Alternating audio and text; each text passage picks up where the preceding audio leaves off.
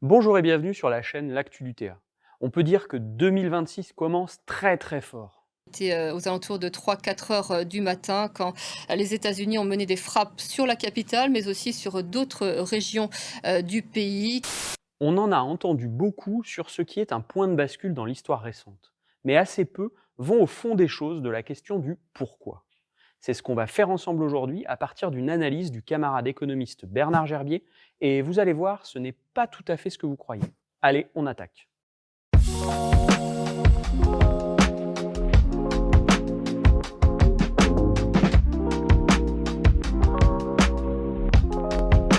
Le 2 janvier, la première puissance militaire du globe mène une opération militaire spéciale et vous connaissez la suite. 150 hélicoptères, drones, bombardiers ont décollé de 20 bases américaines. À 2h01, des hélicoptères s'approchent de la résidence de Nicolás Maduro. Sa sécurité riposte. Un appareil est touché. Malgré la résistance héroïque de la garde présidentielle et des forces cubaines, le rapt présidentiel ne peut être empêché. Cette opération s'inscrit dans toute une stratégie de déstabilisation, depuis les sanctions économiques qui commencent en 2014-2015, jusqu'au soutien d'opposants de droite radicale à l'image de Juan Guaidó, appuyé par une tentative de coup d'État en 2020. Après 10 ans d'asphyxie économique imposée par les USA, la pression s'intensifie encore avec les récentes opérations de piraterie contre pétroliers et navires civils jusqu'au 2 janvier. S'ensuit une multiplication de contenus de désinformation, largement mis en avant sur les réseaux sociaux, pour amplifier la paranoïa au sein du camp chaviste contre les traîtres supposés, et accentuer la déstabilisation du pouvoir déjà fragilisé par le kidnapping du président Maduro.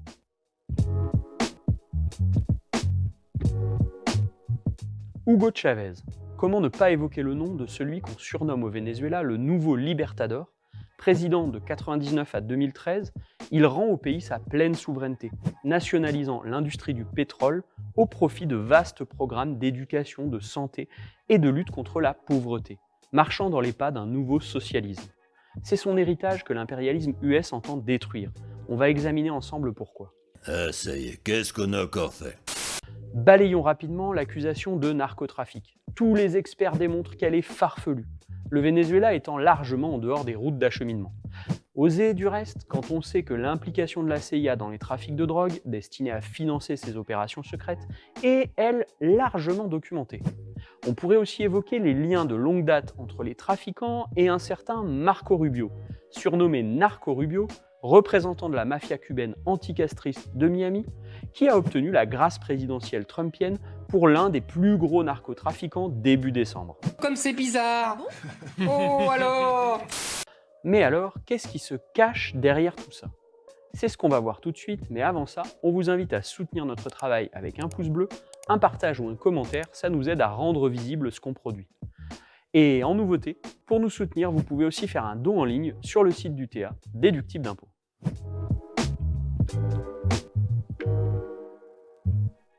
Tout le monde évoque l'éléphant dans la pièce, les immenses réserves de pétrole du Venezuela, les premières au monde. We're going to take back the oil. Mais entre leur partenariat avec les Saoudiens ou leurs propres gisements, les USA disposent en réalité de bien d'autres accès à cette ressource. Ce n'est donc pas leur approvisionnement qui est en jeu. On touche donc à deux autres sujets. D'une part, ce qu'il faut savoir, c'est que depuis une quinzaine d'années, les USA décuplent leur exploitation d'un pétrole particulier, le pétrole de schiste. Et pour être rentable, cette industrie a besoin de maintenir un prix du baril au-dessus des 60$. On comprend mieux la stratégie de déstabilisation permanente menée par Donald Trump pour perturber les pays producteurs non alignés sur les USA. Mais l'essentiel n'est pas encore là. Si je vous dis pétrodollar, ça vous parle ?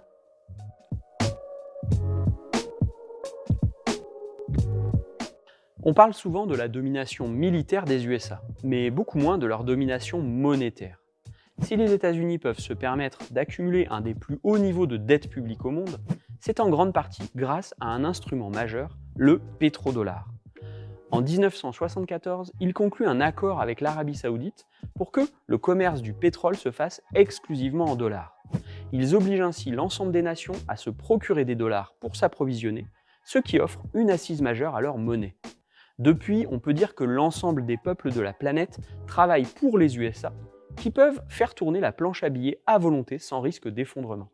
C'est l'une des mécaniques concrètes de l'impérialisme. Votre manque de foi me consterne. Et c'est cet édifice que le Venezuela menace de faire tomber. Avec l'essor des BRICS, on vous renvoie à notre vidéo de décembre 2024. Couplé aux sanctions contre la Russie et l'Iran, de plus en plus d'échanges de pétrole se font désormais en dehors du dollar, en monnaie nationale. La Chine est le pivot de cette dédollarisation. Et en avril dernier, son système d'échange alternatif CIPS a dépassé pour la première fois le célèbre SWIFT sous la coupe des USA, en volume de transactions. Une Chine qui est jusqu'à présent le principal client et investisseur du Venezuela, et un Venezuela qui fait partie des aspirants à l'entrée dans les BRICS. Maintenir le prix du baril et freiner la dédollarisation, voilà donc les vraies raisons derrière les interventions de piraterie et de terrorisme d'État déclenchées par Donald Trump. Car, vous l'aurez compris, tout le système de pillage impérial repose sur le maintien du dollar comme monnaie d'échange mondiale. La question sera maintenant de savoir si ces actes de brigandage vont intimider les pays du Sud ou au contraire accélérer la volonté d'émancipation des nations. L'avenir nous le dira. Voilà, on espère que cet épisode vous aura aidé à y voir plus clair. Et on remercie encore une fois Bernard Gerbier, professeur émérite à l'Université de Grenoble et ancien président de la faculté d'économie, qui nous a éclairé sur tout ça. Comme quoi, avoir des profs marxistes, ça sert. Sur ce, on compte sur vous pour diffuser cette vidéo et à dans 15 jours.